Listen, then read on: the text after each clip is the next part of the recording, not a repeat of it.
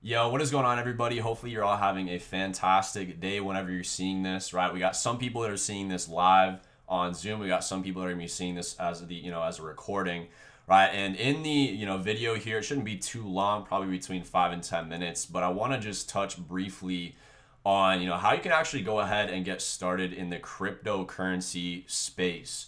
All right, now what we have on screen here is a few different things, right? You have, kind of the best ways to acquire something like Bitcoin if you're a Canadian using an app called ShakePay, or if you're an American, right, living in the States, you can use something like Cash App. There's also now PayPal, I believe, that just came out recently. So that's something to look into as well. I'm not as familiar with how that works on PayPal, but, you know, a few different things that I want to go over, right?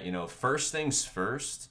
Okay, if you're just wanting to get into cryptocurrency, for Bitcoin, right, you don't really necessarily need to even worry about a lot of what we're actually seeing on screen here. The only thing you're really going to need to worry about is, what we're seeing in the top left.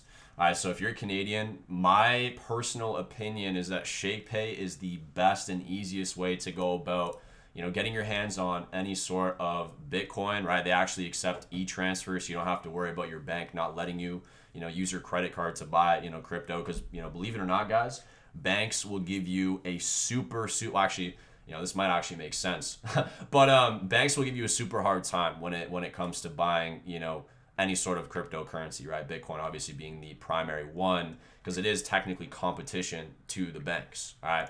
Now I'll show you guys what ShakePay actually looks like. Okay, you guys can check this out. You can download it on your phone. If you download it on your phone, right, this is going to be, again, a really, really easy way to get your hands on something like Bitcoin or Ethereum. Those are the two cryptos that are offered on ShakePay.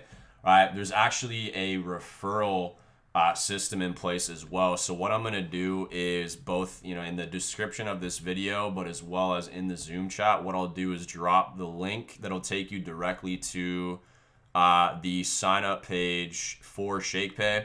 And the benefit in kind of, using a referral code to get access to ShakePay is that you can actually shake your phone every single day and earn free Bitcoin as a Canadian. Now, it's not, a ton of Bitcoin, but it is something that adds up over time.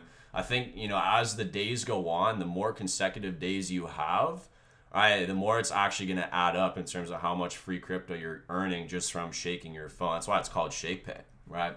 But this is definitely something to look into as a Canadian. All right, now Cash App. I'm sure you guys are familiar with Cash App, but I'll pull that up as well.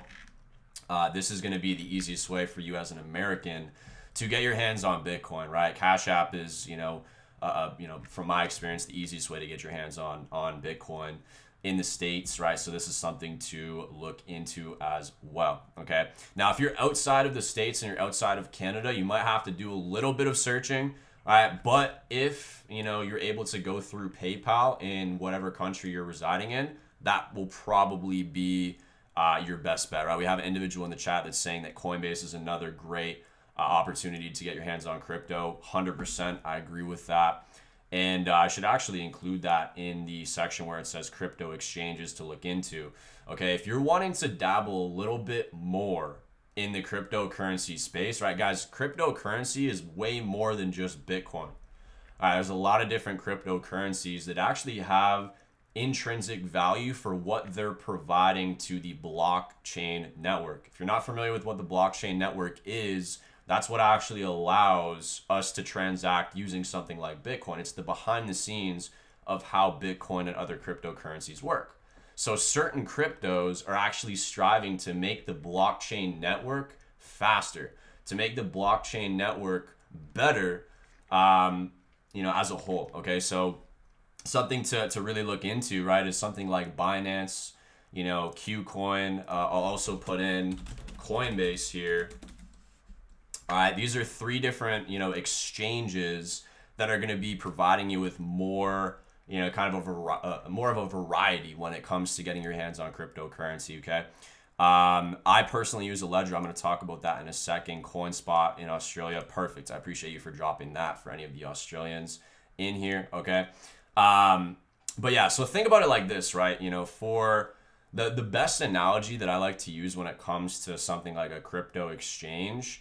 All right, different exchanges are going to have different pricing. It's no different than how gas stations, there's a ton of different gas stations. Each gas station has pretty similar prices, but there's a little bit of a difference. It's the same idea with different crypto exchanges. Also, you might find that, Binance has a few cryptocurrencies that KuCoin or Coinbase don't. Okay, Binance is one of the, most widely used platforms for buying cryptocurrencies outside of just Bitcoin. And the interesting thing with Binance is that you actually have to, if you were somebody behind a cryptocurrency, you have to go through a lot in order to get your coin actually listed on Binance. So something to keep in mind. But those are 3 that I've used that I find super, super handy when it comes to actually acquiring cryptos. All right. And then last but not least, what I want to talk about is secure storage of cryptocurrency. Okay. What we have here are crypto software wallets. And then on the right hand side, we also have crypto hardware wallets. Now, the difference between both of these, right, for those of you guys that are taking notes, software wallets are apps that you can get on your phone or your computer. Hardware wallets are something that are actually tangible, almost like a USB, if you will. But it's not as easy as, if you lose your USB, it's not like your crypto's gone. It's like the key to actually access your crypto, if that makes sense. So a couple different software wallets that you can look into. If you're just looking to buy something like Bitcoin, right? If you're going to use ShakePay or Cash App, what I would recommend is actually storing your Bitcoin on something like the blockchain wallet.